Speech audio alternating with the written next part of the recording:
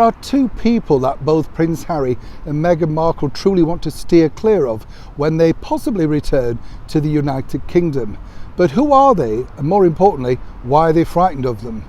Hi, good morning. Neil Sean here in the very heart of London. Thank you as ever for your company. Thank you about your comments. Also about Barbie the doll, the woke doll.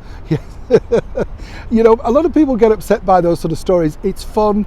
It's about what's happening in history. But more importantly, aren't they daft? These companies, you know, they're desperately trying to make something out of nothing.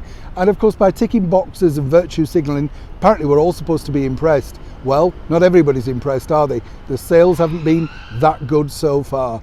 Back as ever though to your breaking royal story of the day. We know our gracious Majesty the Queen really truly relies on a handful of people, and we've been told of late, of course, that His Royal Highness Prince Andrew is a regular visitor. That is, of course, because he lives in Windsor just round the corner, and let's be honest, he doesn't really have that much else to do right now.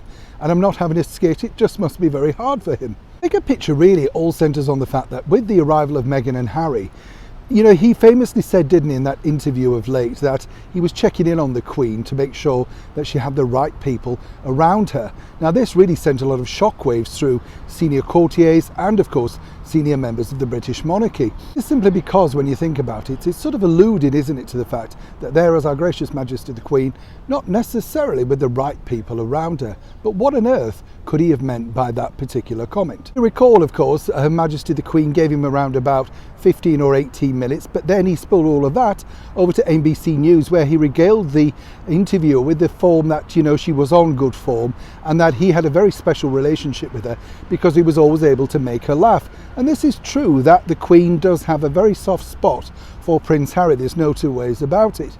And she obviously sees him as something of the underdog, you know. She does understand people, the psychology of people, to be kind. What's really angered people, particularly, as I say, in courtier world, is that, well, you know, you've got, of course, Angela Kelly, the Queen's personal dresser, and Sir Edward Young, which is the Queen's personal person, if you like, PA for want of a better word. He's the man that makes everything happen and move very swiftly and deftly for Her Gracious Majesty the Queen.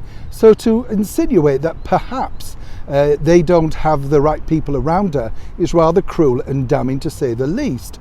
But it really stems from a deeper apparent fallout between Prince Harry and, of course, the Queen's personal PA.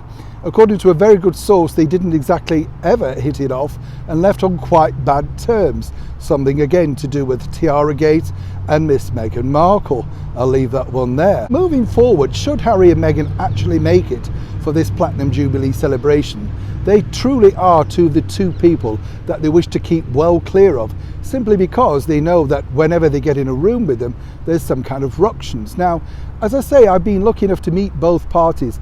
Angela's an absolute doll, but definitely knows exactly about people and, more importantly, the reason why they want to get close to her. As, of course, does Edward Young, or Sir Edward as we should rightly call him.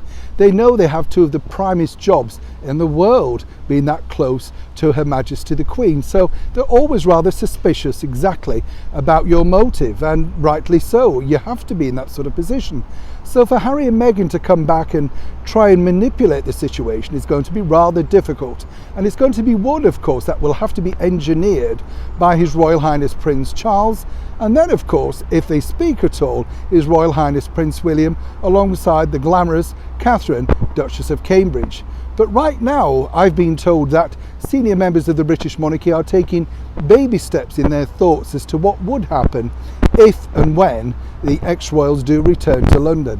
But one thing is for sure, the senior members of the British monarchy definitely feel, in their terms, that the Queen indeed does have the very right people around her at all the right times.